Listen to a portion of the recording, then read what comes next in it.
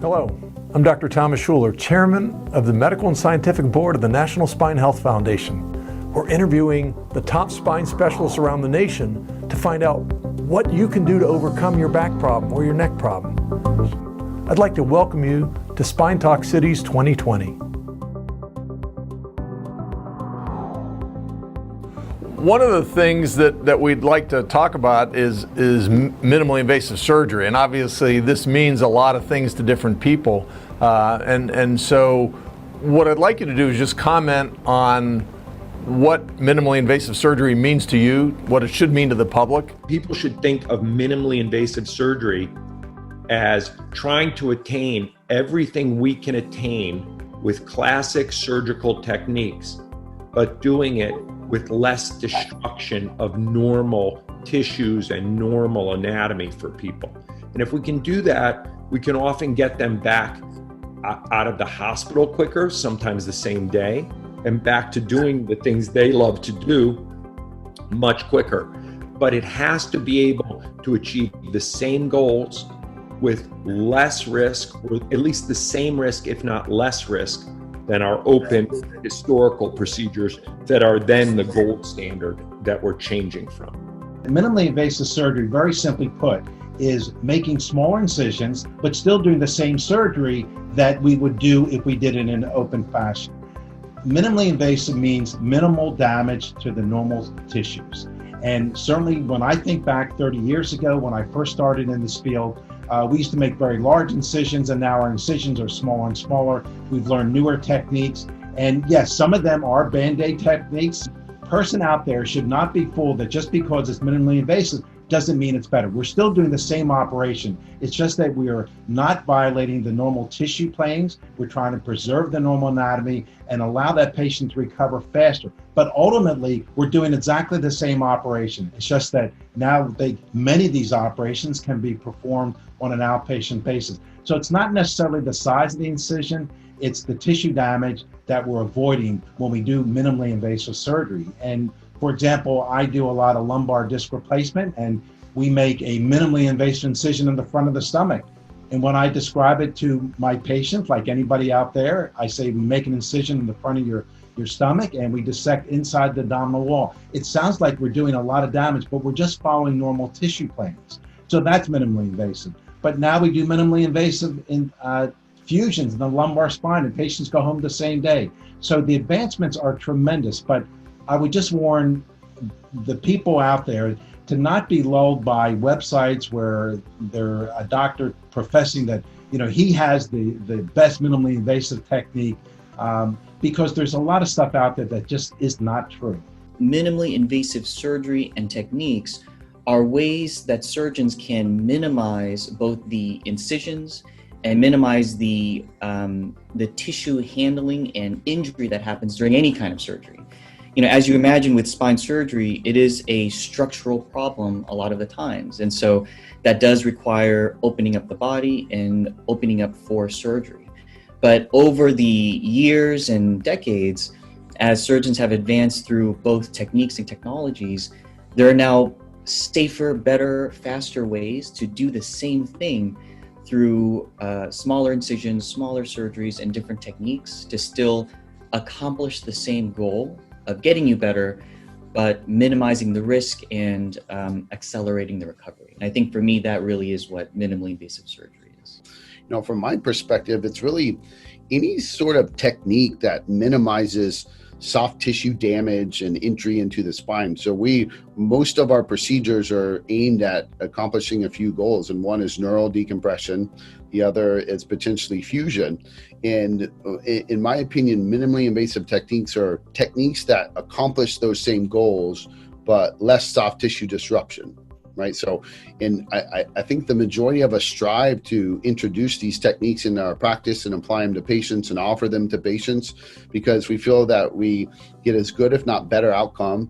In my practice or in my hands, what I've really noticed the biggest difference is patients recover quicker, right? So it's a kind of recovery kinetics behind it to where, instead of taking 2-3 months to get back to work and stay in the hospital a lot longer, we're getting patients up quicker, we're getting them back to work quicker, and we're getting back to a lifestyle that they're happy with much quicker. And I think the appeal of minimally invasive surgery to patients is that there's going to be less pain, quicker recovery. But for patients, it's important to know that not every minimally invasive surgery is the right option for every single problem that a patient may have. And so on one hand, it's great to have a lot of options. On the other hand, from a patient's perspective, it can make it a very complicated scenario where you're trying to reconcile a lot of different, perhaps, opinions from different surgeons, and then you factor in what you can find on the internet, and then trying to figure out whether or not a particular procedure is even right for you. If you are talking about anterior cervical procedures, I would say almost all surgeons, whether orthopedic surgeons or neurosurgeons, we do less invasive or minimally invasive procedures where we make a skin incision and then use the body's own natural tissue planes to expose the spine. Once we expose the spine, then we do the same type of surgery, whether it's decompressing, fusing, or replacing in the cervical spine. Now, in the thoracic or the lumbar spine, when we make an incision in the back, or what we call posteriorly, the group of surgeons that do open procedures tend to do midline or right in the middle procedures and remove the muscle from the spine in order to expose the pathologic area where they can actually then do surgery, versus minimally invasive or MIS surgeons tend to make incisions to one side or the other. Those are called paramedian incisions in medical terms. And instead of taking the origin and insertion of the muscles, we tend to go through the muscle belly. And at first thought, some people would say, well, that's more traumatic to the muscle. But in fact, it's less traumatic because we're going through the normal tissue planes of the muscle and are not taking away their nerve supply, their blood supply, or their origin and insertion on the bone. If you're using these technologies as part of spine surgery, does that mean the surgeon's not doing the surgery? Does that mean now I have some computer system doing my surgery? Tell me a little bit about how that works and maybe what the safety mechanisms there are there, if I'm a little unsure about that. I would say that especially for minimally invasive surgery, the use of robotics and a robotics platform is essentially bringing in technology that has been around for quite some time. So if you think about how your car is built, or how the spaceships are built, or how your clothes are made, when you visit these factories, there are robotic arms that are carrying out very delicate and highly precise tasks. Now, when you come to medicine in the human body, there's a much greater, bar to bring in these types of technologies for the safety of you and other patients and people in general. But that bar is now able to be met. And especially when you think about minimally invasive spine surgery, prior to robotics, there were technologies like X-ray machines and computer-guided navigation to allow us to go down smaller incisions in precise and accurate ways. With spinal robotics, when you marry the abilities of computer algorithms and predictive planning in a very precise instrument, that improves our ability to offer minimally invasive surgery in those same realms with increased precision, accuracy, and safety. And the analogy I always use is sort of like when you're driving your car, you're getting from A to B, and usually you get to A to B fine. But when you have safety technologies like automatic braking and blind spot monitoring, and then active cruise control, and now in some cars you have autopilot and semi-autonomous tasks, you still get from A to B, but with each added layer of technology, you get there more safely and accurately. And I think robotics is the same in the same way in adding that technology, not just for the sake of technology, but for patient safety and patient care. Even the scoliosis deformities, there are some surgeons that are doing minimally invasive placement of the screws and the rods and even the fusion. So what used to be a huge incision in the back turns out not to be quite as bad as what it used to be.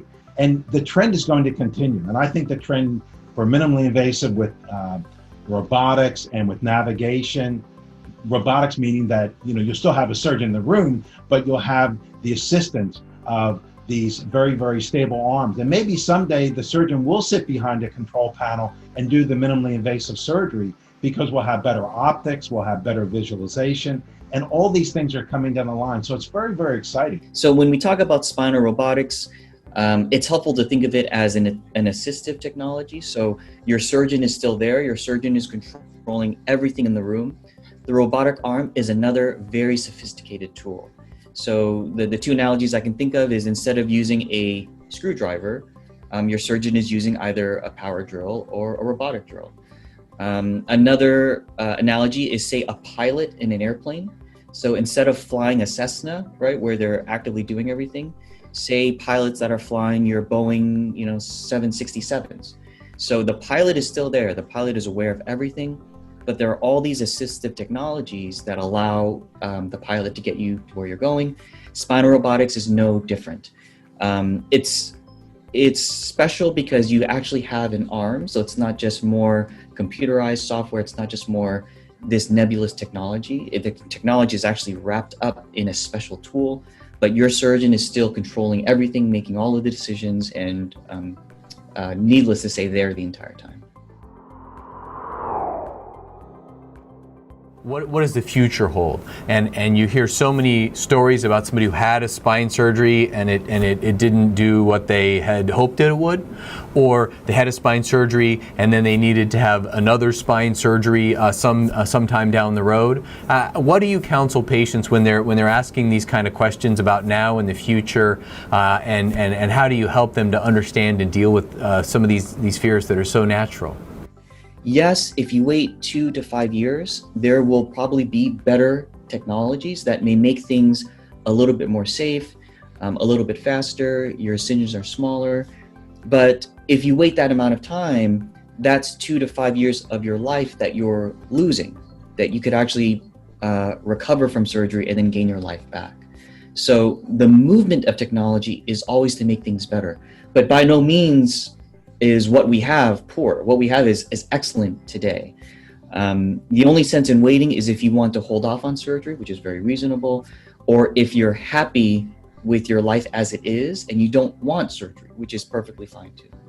And what I tell the patients is that it comes down to quality of life. If they're miserable today and cannot do the things they like to do, and they always say, well, Dr. Geyer, what would you do? And I tell them, I say, if I couldn't sit here in front of you and sit comfortably and take your history and examine you, and if I couldn't stand outside the room and dictate, and if I couldn't stand in surgery all day long, I would have the surgery. On the other hand, if your quality of life is not so severe, then you shouldn't have the surgery. But I do tell them that if they say they're waiting for technology, I say, look, things are continuing to advance. Even if you have a fusion and something breaks down in the future, and it's not 100%, I quoted the number 10 to 15%. Advancing technology, for example, will have more minimally invasive ways of going into the disc, maybe doing a fusion, maybe we'll implant some device through very tiny incisions that can maintain the motion. So I'm a great believer in science and technology, and the brilliance really of our researchers and our doctors that are in the field, because I see changes every single year. I think if the patient has a progressive neurological deficit of any kind, no, you shouldn't wait. And what I mean specifically by that is, if weakness is getting worse, or if your balance is getting worse, or something that is not is behaving in a manner that we can wait and see kind of thing, then I would say definitely not. And so if a patient's in pain and they're waiting for a new advancement in some sort of technology to do it through even a smaller incision, I think we're almost there now, and I don't think things are going to change materially over the next, say, 5 years. There are certain diseases within spine where a patient doesn't need surgery or doesn't end up needing surgery. But if they've failed all those appropriate non-operative treatments that we always try to do, and they're in terrible pain, it's silly to wait a decade, because we have techniques now that are, I think, so good that to sit and suffer and wait, the human cost of what spinal nerve pain and pain that comes from spinal disease is so severe that to wait to look for something in the future that may or may not be better than what we have today, I really don't endorse that way of thinking. I don't endorse rushing to surgery if you haven't had other appropriate treatments, but I don't endorse waiting for the next great thing to come along. Right now, if it's needed and it's going to improve your quality of life and get you back to doing things you enjoy doing, I would say go for it. If someone came to me and said, well, I don't want a fusion now, but in 5 years, the technology is going to be so far superior, then I'll do it then. The first thing I would say is that probably we will do very similar techniques in 3 or 5 or even 10 years as we're doing now. Now, there's some nuanced differences. In other words, for instance, we've done a really good job, and industry has done a really good job doing cervical disc replacements. That technology is here to stay. Lumbar disc replacements, we had that technology, worked very well for some people, but probably still needs some additional evolution before it comes back into vogue. But with decompression and fusion techniques, kind of the bread and butter of what we do for patients to help them, I don't think that 3 or 5 years is going to make a big difference. And what I tell patients is, if it is bad enough now to affect your quality of life, and you've tried all the non-surgical things, in other words, you've tried injections, you've tried therapies, you've tried restorative care, and it's no longer working for you, life is short. Why do you want to be miserable if we have a very good surgical solution? So if individuals have nerve pain and potentially motor deficits, that's where spine surgeons come in, and we can save the day for patients, which otherwise, if they just wait, it becomes much less likely for us to be able to solve surgically that problem. So I've had many patients come in that have had a foot drop for a year and come in and say, please fix me. And I'm like, well, I don't think we're ever going to get your function back, but if we did this at month 1 or 2 or 3, you would have a much better likelihood of an outcome. We've proven very nicely that early treatment for people that have significant neurologic deficits and pain, we do much better. Oftentimes the thought is in trying to figure out which levels to operate on. The thought can also be done on whether to fuse, which is to place instrumentation, or not fuse, whether to do replacement and motion sparing procedures versus not. Again, the thought is there. Not everyone will be a good candidate. So, at the end of the day, it's true that motion preservation and not fusing is always better in general, but sometimes patients come and they're just not good candidates because of what they have. But there are things that surgeons can do to help prevent things down the line, and that starts getting into a lot of technical considerations that oftentimes for my own patients I will get into, especially if they're interested. But how does a patient go about choosing the best spine practice or the right spine surgeon outside of what type of technology they may or may not use during their care? There's a few factors. One, what's the doctor's experience? How many of what have they done? I'm a believer in specialization, but if I'm a patient, there's a lot of websites and there's a lot of rating agencies, and they can be useful, but I would caution a few things about it. One, sometimes people who just didn't connect with the doctor or had bad interaction will get on because they're angry, not even a bad result, just not a good interaction, and say, this doctor didn't care about me, blah, blah, blah. That's one caution. And sometimes there's different personalities. People who had a great result and said they're busy. They're not going to the rating agency. So I would just say they can be useful, but with caution. I would combine that kind of thing to word of mouth. But to me, the most important thing is when the patient goes to the doctor, they ask the questions.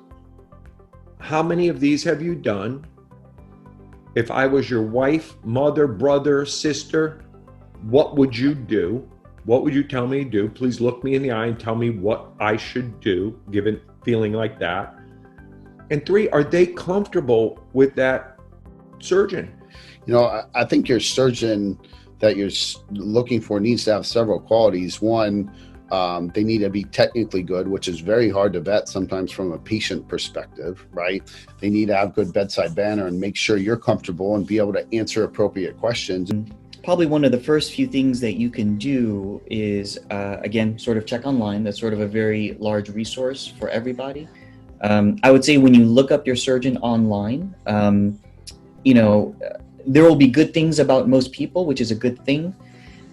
If a physician is a part of a university, then you can look up their bio and sort of see how they're set up there. And oftentimes the university itself will have their own rating system. If the physician is not a part of a university, then generally, if they're well-known enough or established enough, which is always a good thing, then the community themselves will have come together and commented on this physician.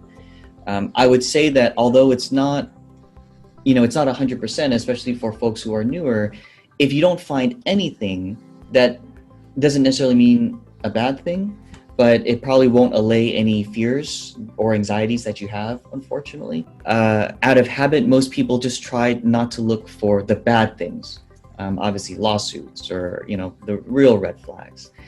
At the end of the day, probably the most important thing that a patient can find, and unfortunately you can only determine this if you meet the surgeon, is just someone who you get the sense that they have a direct investment in you. The first thing I always tell people is to ask around a little bit. In other words, ask your neighbors, your friends, if you go to church, churchgoers, who they've had operate on them. Spine pathology is very common. Most individuals have someone that they do know that has had spine surgery. So word of mouth is one very good option. Another is if you know any healthcare professionals, that's critically important. So for instance, even at the hospital that I work at, if my fiance needs some OBGYN care, I am going to speak with the nurses that are OBGYN nurses to see which of these physicians are very reputable and which do the best job doing certain technologies. So that's another. I think some of the magazines are reputable, like Top Docs, because Top Docs uses other physicians to expect for them to submit who they think are the best physicians in the area.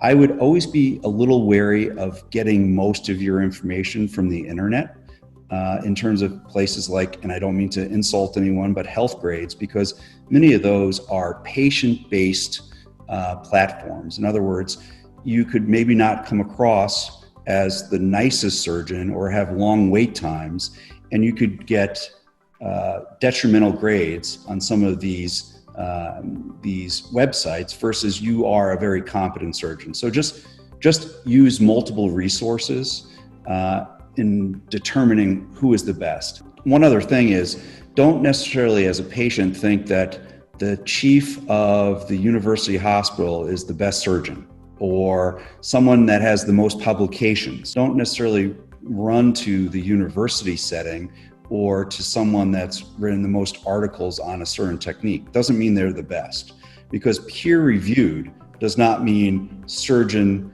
clinically reviewed. It can be a very different thing, and it can be a very big disconnect. Really pick wisely and understand the disease. There's lots of resources that didn't used to exist to understand what the right way to go forward is. There are really talented surgeons and there are surgeons that are not. Get as many opinions as you think you need. I think knowledge is power. And we know that there's a lot of heterogeneity in terms of how surgeons and non-surgeon spine providers treat patients, whether it's injections or surgery. That disparity exists. I think that looking online reviews are helpful, but they are not the holy grail. And you have to be careful in terms of what you find on patient reviews. But oftentimes, if you go through enough reviews and if you see themes regarding one surgeon where there's a consistent positive review, don't just look at the stars, but look at the narratives that patients write about specific surgeons. Do your due diligence. it really comes down also beyond all of that. How do you feel with your relationship with that particular surgeon? Did they take the time with you? Ask them important questions. How many of these have you done? And I think if a surgeon is forthright and he's experienced and he's comfortable with his own skill set, he or she will tell you, I've done 100 of these. I feel very comfortable. I know that I'm going to be able to predict this type of result in you. If, on the other hand, there's any yellow flags that a patient gets in their own mind about the interaction with a surgeon, listen to your gut and get a second or third opinion. I think it's a healthy thing to do. Now, I'm afraid about upsetting my doctor. Doesn't getting a second opinion perhaps mean I don't trust them, or I don't respect their opinion, or is that insulting to you if a patient were to get second opinions and things when you're caring for them? When somebody's undergoing spine surgery, just like we discussed prior, that it's a scary event. I mean, it's a big deal for any patient to go through, any family to go through, and everybody knows somebody that has had a spine procedure or spine surgery and not necessarily the best results. And so there's multiple different paintbrushes. There's different ways to paint the picture. And because somebody else had a bad outcome doesn't necessarily mean you're going to. And so make sure you get all your information right. I think as innovation pushes forward, we're finding that we could deliver as good, if not better, results through these minimally invasive techniques and the use of robotic guidance, et cetera. And so what I would have to say to the patients out there is, if you have to have a fusion or have to have a spine surgery, find the right surgeon. Make sure you communicate well with them, and your outcome is going to be good for the most part. We wouldn't be in business doing this on a day-to-day basis if we weren't delivering good results. And so there's hope out there, right? And I have a very young, active group of patients, some of which are in my gym or participate in other activities with me, and they're back to lifestyle that they enjoy, right? I would urge the patients to seek opinions and find the right surgeon, and you're going to get a good outcome. It is so much different today. And in the past, patients would say, oh, my friend had back surgery, he's doing terrible. I think the surgeons today are much better educated. We understand the indications much better. We have much better tools than what we had in the past. And the days of, I've had one operation, another operation, and I'm not any better. The bottom line is that the quality of the spine surgeon today is so much better than when I finished compared to the folks that were out there. Now, granted, they're not all great surgeons. It's like the bell curve. We have our great doctors. You have the ones in the middle that are really good docs, and then you have some folks at the far end. But don't deprive yourself of living a miserable life if you have something that's treatable by spine surgery. And then the other thing I'll say, get a second opinion. If you get one opinion that sounds crazy, get a second opinion. But if you have two surgeons that similarly agree on the technique to be used, that is comforting for patients as well. And then ultimately, patients have to be comfortable with their physicians. If you are not 100% comfortable with your surgeon, go somewhere else. There's plenty of us out there. And you have to go into that day when you're about to have surgery to have 100% confidence in your surgeon. I always encourage my patients for other opinions, right? So there's so much variability in spine. It's good for them to hear it from somebody else. So seek other opinions, ask around, check out what's on the web. Don't trust everything that's on the web, but all those are good resources, and they should come together to make you feel good about your choice. Getting a second opinion to me is peace of mind. And personally, I can tell you that I have and will never be offended if someone says, you know what, I'm going to ask someone else. Because at the end of the day, all I care about is that you get better and you find someone that you're comfortable with. And if that's not me, then that's okay. Because in what we do and what we care about, which is spine problems and spine surgery, my primary priority is just that you find a decision that you're comfortable with, whether that's surgery or no surgery. And if it ends up being a surgical intervention, that you find a surgeon that you're happy with and that you get better. And that's all that I care about. So with the innovation that we're seeing, sometimes we innovate out in front of insurance payments. And so what do you say about if a service or product is not covered by insurance because they call it, quote, experimental. How do you tell a patient to address that? If the physician and the patient really believe that a particular technique or approach is going to be the best for them in the short and long term, then it's worth a conversation with payers. Now, at the end of the day, when a peer-to-peer happens, so when a physician talks to a payer, it may or may not be successful. But at the end of the day, we're only as strong as that conversation and what the payer is ultimately going to decide. And we just don't have overriding capability. And so it really, the financial implications become borne out by the patient, which is not necessarily fair. But I think there's some things that can be done as long as it's the right thing for the patient. The doctors can go the extra mile and talk to the insurance companies and present a cogent case of why a particular approach is necessary to a particular patient. First of all, it's the squeaky wheel. You have to complain to the insurance, and oftentimes I will write a letter of medical necessity for them. And I'll go through a letter. We sort of have a form now that says, look, this is a 29-year-old. He's had 3 previous discectomies. If you do a fusion on him, he has this chance of getting, and I go through all the reasons why he should have a certain operation. And the other thing that is helpful, sometimes the insurance that they have, depending on the company they work for, the company may be self-insured, which means that they might have Blue Cross Blue Shield, but the insurance company, for example, may only be the administrator. And then you can take it to the HR folks of the particular company and get it overridden.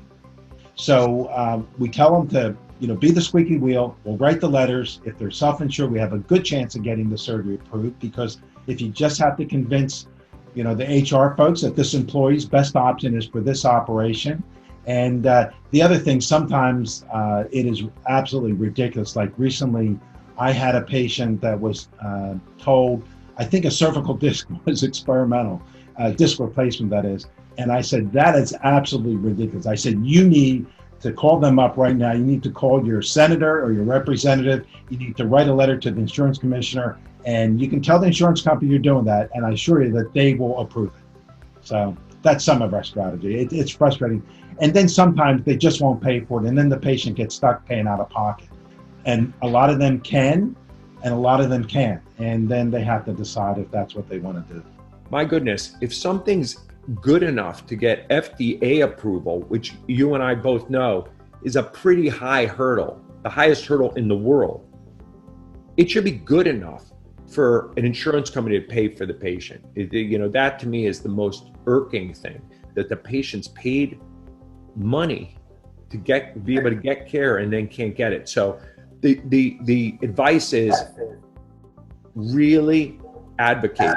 Insurance companies may not listen to a doctor, but they will listen to their insured. And if they make enough noise to the insurance company, they can get approval for something. If the government decides that somebody over 65 shouldn't get a treatment paid for, a lot of times insurance companies follow that, and that's a 20-year-old that would be fantastic for that procedure. So I think it's going to get worse. And I think the way to go around it is to find centers that are pushing the envelope, right? And have a discussion with them, right? So sit down and talk through the risk benefits and what the alternatives to treatment are and what the benefit of this new uncovered treatment is. And so, I don't think everybody should jump on the train to do a lot of procedures where there's not great evidence. But if there's good evidence and there's good results, but insurance doesn't cover it, I think there's creative ways that patients could all figure out, or we could help deliver this type of care to those patients.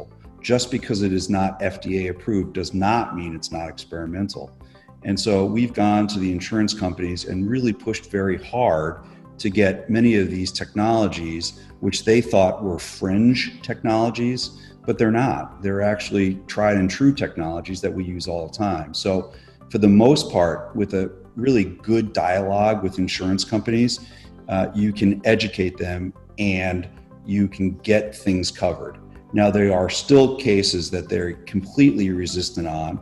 And then for those people that have the financial means, we have a way of providing that care at a discounted rate in comparison to, paying 100% out of pocket. But in my center, that is not very common. But I know other surgeons around the country are doing surgery or procedures that are not covered, but still they truly believe in. And if people, the patients, have the resource, that's absolutely their right to be able to do that. And the insurance companies or no one can say you don't have the right to do that. If your problem is bad enough that it's impairing the quality of your life, that you can't do what you need to do, it's critical to stay active, to stay healthy, or you're going to die of a heart attack, or you're going to have some other problem, or just not have an appropriate quality life. A constant message weekly to my patients of all ages really is to do everything you can to habitualize physical activity, specifically exercise.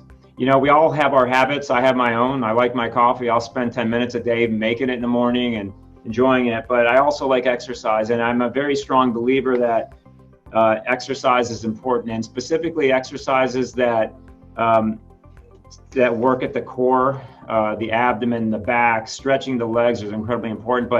But not necessarily, and I'm not saying everybody needs to go to physical therapy, because physical therapy only lasts maybe 6 weeks to 12 weeks tops. But it's really important for patients to take ownership of the life that they're living and make sure that they're doing the things today that's going to get them to where they need to be later. But also, patients come to you and they're in pain, and you say, yes, we have a solution surgically or not. But I also can tell you that your pain will be mitigated to a large degree in the longer term. You will have less spinal problems. Your spine will degenerate at a slower rate if you lose weight, if you stop smoking, if you exercise, to some degree daily. And those are the sorts of things that I think will lead to a healthier spine and really, and people and patients always chuckle. I mean, the last person you want to see is a person like me. Even though I love seeing you in person, you're better off if you don't have to come to the Cleveland Clinic to see me. But there are ways, but trying to get that, instilled into a patient if they're not used to doing it in a 25-minute or 45-minute session is really difficult. But we do everything we can in our department to make sure that we message, that we deliver we get them started on physical therapy, and we impress upon them the need to do that. But if I can make everybody exercise and lose weight and be the weight that they were when they were 18 to 20 years old, because that's what you probably should be. But paradoxically, we see the exact opposite. And so you would think, well, a patient can carry the most weight when they're young, right? Because their spines and their skeleton are completely healthy. But the exact opposite is true. And so we move through life, we put on more weight, and it really is borne out by the spine. And we see advanced degeneration in patients who carry extra weight. And so if I could do anything in my career, it'd be impress upon enough patients to change that. But I can tell you regular exercise is extraordinarily important. Keeping your core strong with either physical therapy or on your own. I think eating healthy is critically important. So many of the disease states that we deal with are self-induced. And so the better we can be to our bodies, the less likely, in some cases, there's genetics though, so things are very multifactorial. But I think it's just caring for yourself and have a good balance in life. But you can really maximize your spinal health by staying in great cardiovascular shape, good nutrition, and really good fitness. It makes a huge difference. You will still be irked by your genetics, but you will have less incidence of back pain. When you have it, it'll be less severe, or neck pain, and you'll protect yourself. So I always say to patients, you're really, really well served by being in the best shape you can. Another question, with so many advancements in technologies, and we're always reading about all these things, if I'm a patient who's suffering with a spinal problem, how do I decide, is it the right time to treat? Is this something I should be waiting for a better technology to come in the future? How do I make those decisions and stay up to speed on what the best thing is? As there's a lot of information out there. People come and say, oh, my neighbor said I should never get spine surgery because no one does well with spine surgery. I said, well, actually, that's not true. We're in a world where if you pick the right diagnosis and the right treatment for the right diagnosis, we achieve over 90% of patients doing very well with a very low need for a revision rate. Because that's the other thing people come in or said, well, isn't it true that every time if you have spine surgery, you're going to need to have another spine surgery? I said, well, that's not actually true either. But the genetics you come to me with, meaning your mom and dad, whatever they gave you, you're going to leave the operation with. And if there's a history of a lot of arthritis in your family and all these things, you may get it at another level. Just like a person who has a knee replacement and has a knee replacement on their right knee, when they come back a year later and they need a left knee replacement, or 2 years later, they don't blame their right knee replacement for their left knee replacement. But if they have a herniated disc at C6, 7, and they get a beautiful result from treatment of that herniated disc, when a year later or 2 years later, their C5, 6 disc herniates, it is not really the fault of that 6, 7 operation, but it always seems to get blamed for it. And that's just another common misconception within spine surgery that's loomed over us, I think. Sometimes people with very large deformities of the spine or scoliosis conditions do require open surgery, which is essentially a big, long incision in the middle of the back, dissecting and exposing all of the bone and doing all of those types of bone cuts in an open fashion. There are some people where the conditions are just too great despite our technological advances. Other types of open surgery are if you have some sort of tumor. So certain tumors of the spine, or unfortunately cancers of the spine, a lot of those just have to be removed.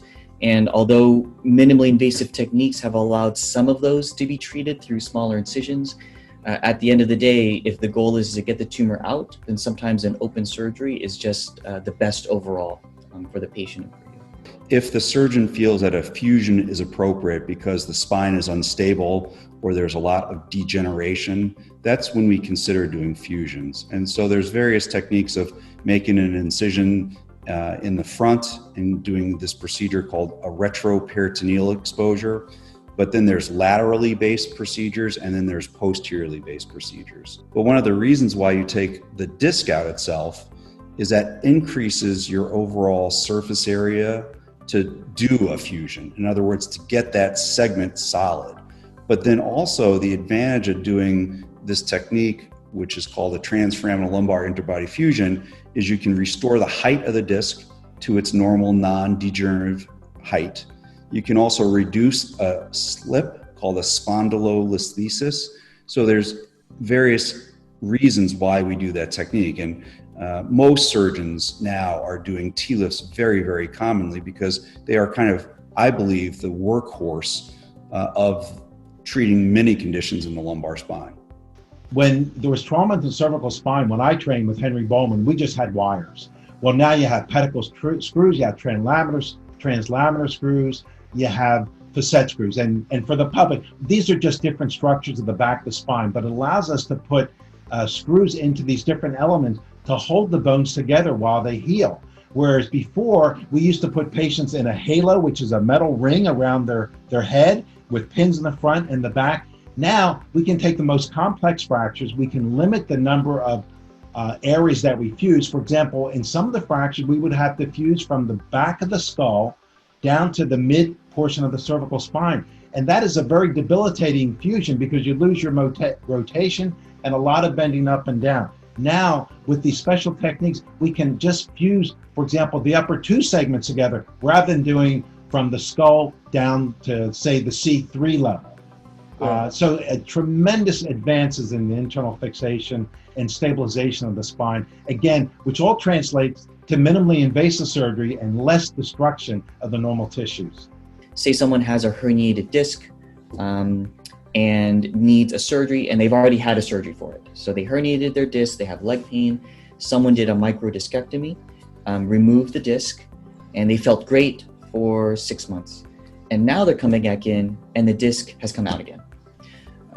When you look at the literature, the literature suggests that even if you were to go in with a small surgery and remove the disc, there is a significant number, depending on where you read, anywhere from 15 to 35%, who will need a third surgery afterwards. And so at this point, you're sort of at equipoise. And do you do the small surgery, which is going back in, taking out that disc again? Or do you go for the definitive surgery, which is a fusion? You take out the entirety of the disc, you put in a cage, you put in the screws, rods, and it sounds a lot bigger and the recovery is a lot longer. In my personal view, there's no right answer, and it really depends on the risk tolerance of you as the patient. There are some people who would rather go for the small surgery. They can sleep at night, and if they have to come back in 6 months with a fusion, then they were happy with that gamble. And there are other people who, the first time failed, let's be definitive. I'm happy with either way, because in this way, it's a relationship and contract that I have with the patient. I typically am not very patriarchal when it comes to these. If they ask me what I would do, then I would tell them. In this case, personally, I would probably go for the fusion up front, but I also qualify by saying that I'm very risk tolerant and I'm very definitive. And it goes to show my belief in these procedures, but it also goes to show that that's my spectrum on my direction. So I'm there to help people make their decisions. And if at the end they really don't know, then I'll give them sort of an opinion in that way.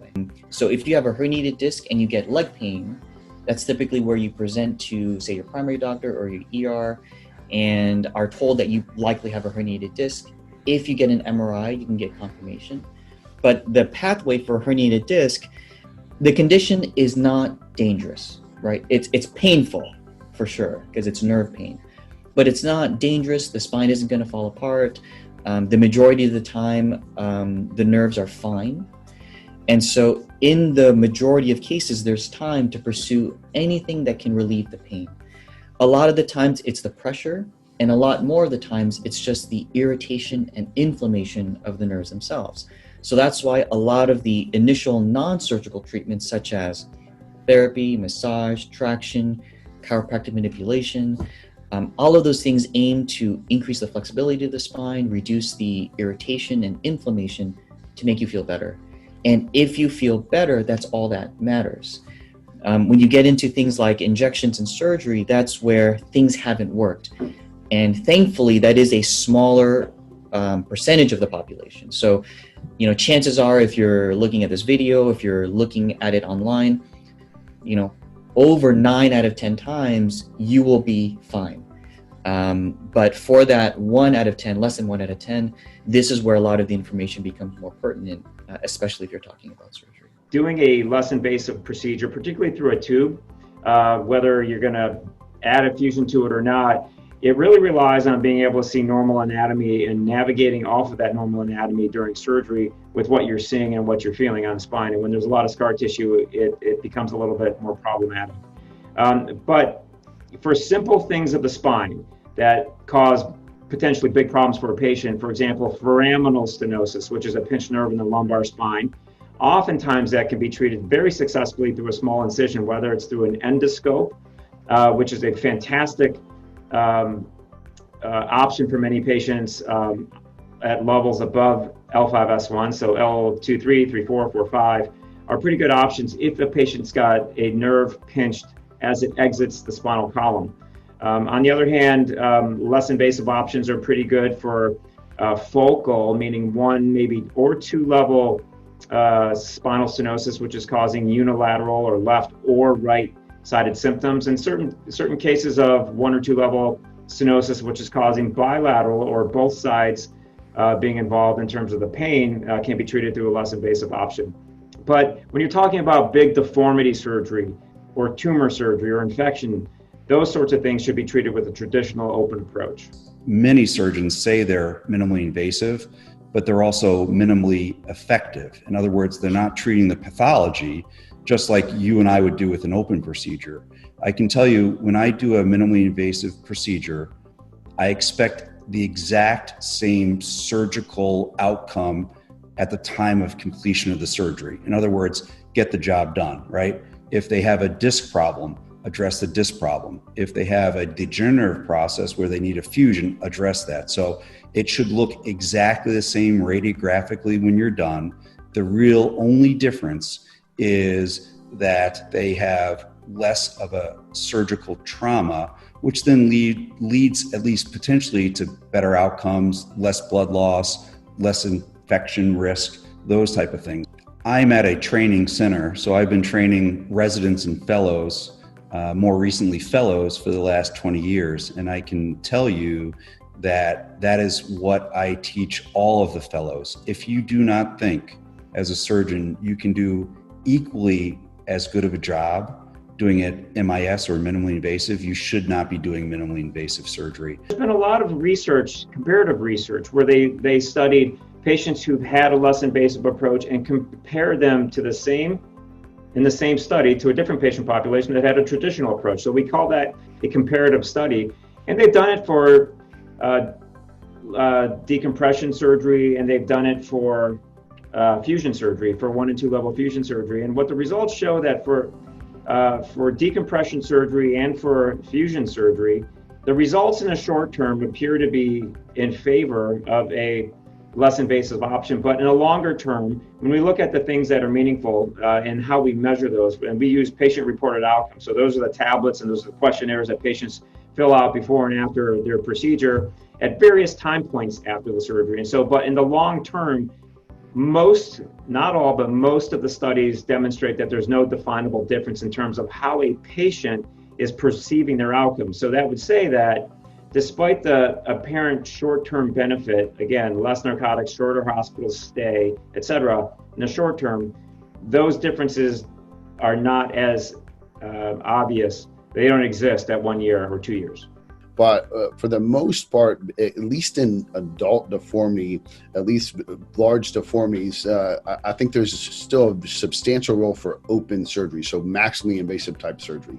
First of all, the skin incisions tend to be smaller. And so when you do these incisions on either side through the muscle belly, you can directly focus your surgical technique on the area of the problem, or what we call the pathology. Versus if you make midline incisions, you have to expose more of the muscle off of the spine.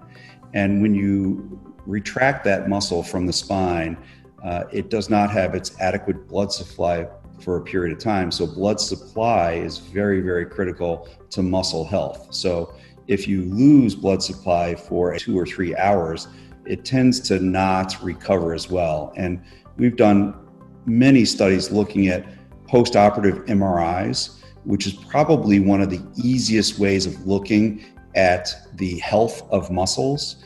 And if we make larger midline incisions, that muscle tends to be much more damaged than if we do the smaller procedures where we do the side to side or paramedian exposures.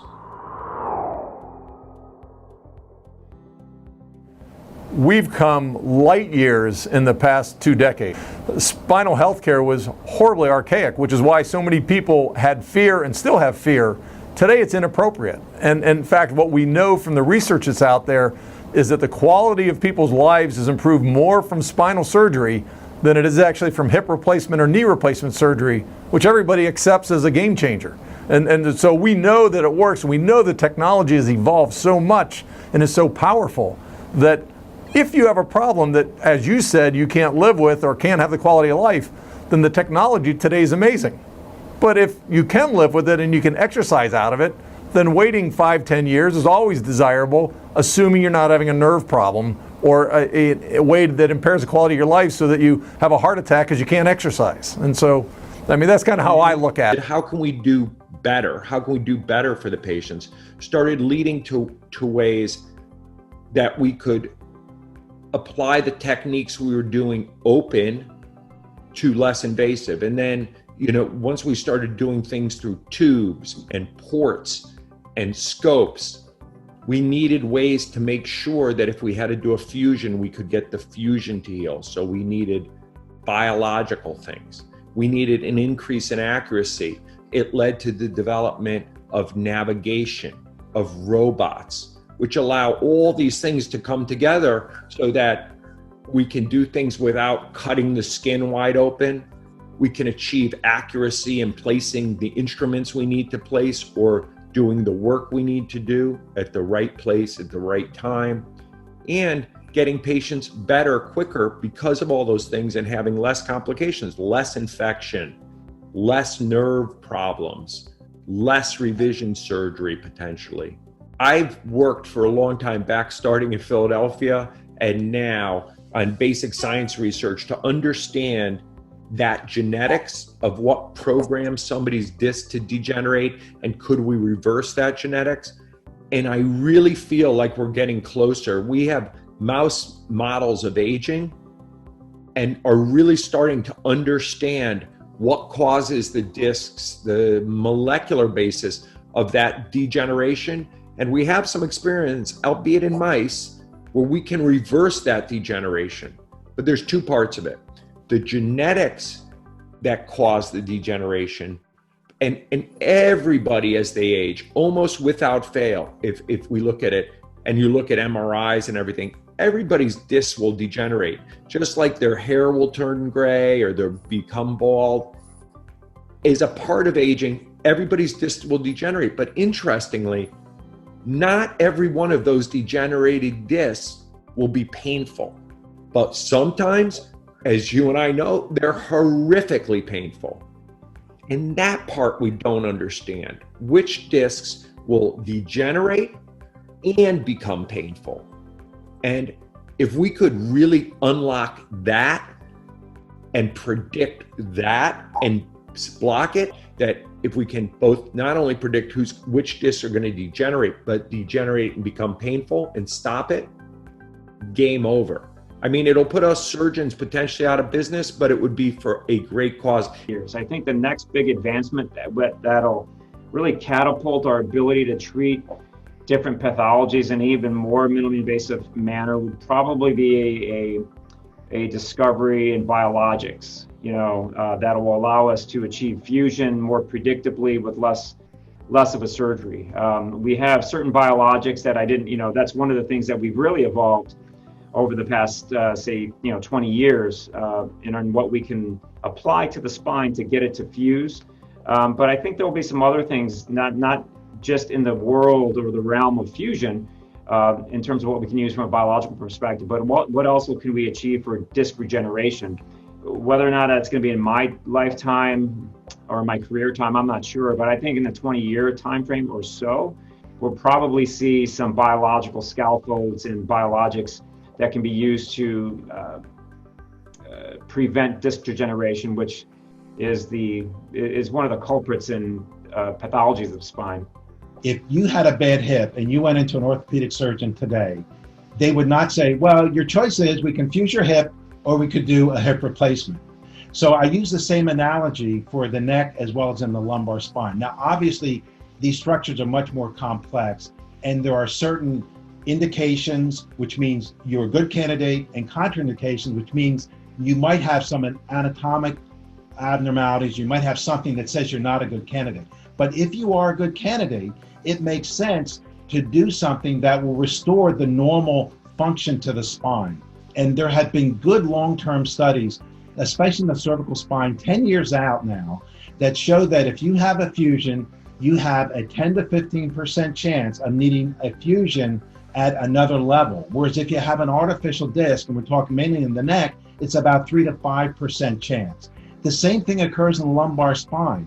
And the problem is that not everybody's a candidate for an artificial disc. But it is, I think is going to be a trend in the future, and not saying that, for example, scoliosis, are we going to do artificial disc? But I think we'll change the way that we do scoliosis. For example, with the deformity where people have these crooked spines or S-shaped spines, we do fusions from, say, the upper thoracic down into the lumbar spine.